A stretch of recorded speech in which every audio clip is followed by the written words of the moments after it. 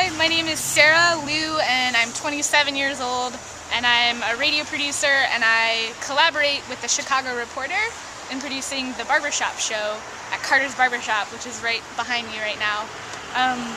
And I guess the question is, how do I reflect on Martin Luther King Jr. Day and on his legacy and his life?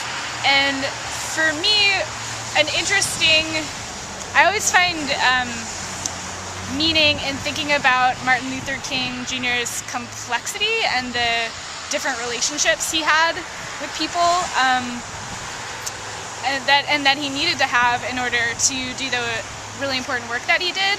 And I try to keep that in mind, because when we think about Martin Luther King Jr. Day, we think about like one man and one story, but there's so many people that were part of that story in sometimes interesting and underexplored ways. One of those people that I think about in connection with Martin Luther King Jr. is Bayard Rustin, who did a lot of strategizing and helped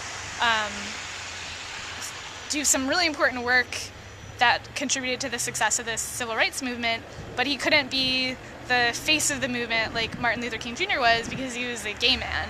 And that's really interesting, the way that Martin Luther King Jr. worked with him and respected him and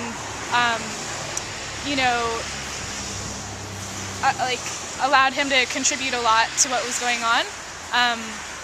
And also, I think about how Martin Luther King Jr. worked with Lyndon Baines Johnson, which is interesting because LBJ is I think of him as kind of a jerk. Like he did a lot of really important social justice things, but at the same time, his personality was just really off-putting. And when I think about Martin Luther King Jr. like having to work with LBJ to get stuff done, I think that's really interesting, because it must have been really difficult. But they did it, and they got some important stuff done.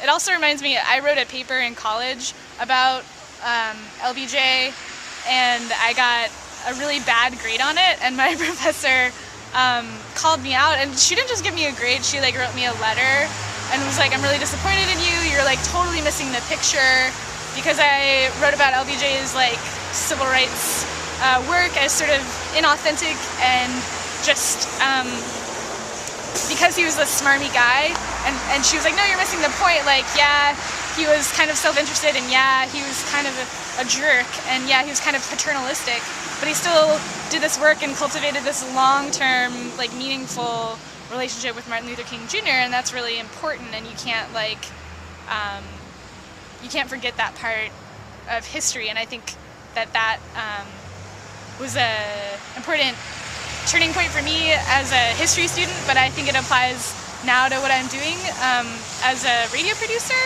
that there are people all the time like working across boundaries and overcoming like personal things all the time to get important social justice work done, and that's really interesting to me. And I feel like I'm kind of rambling, but that's what I think about when I think about MLK Day, is like the interesting relationships he cultivated across color lines. He worked with a gay man when gay sexuality was really taboo, and I just think that's super interesting.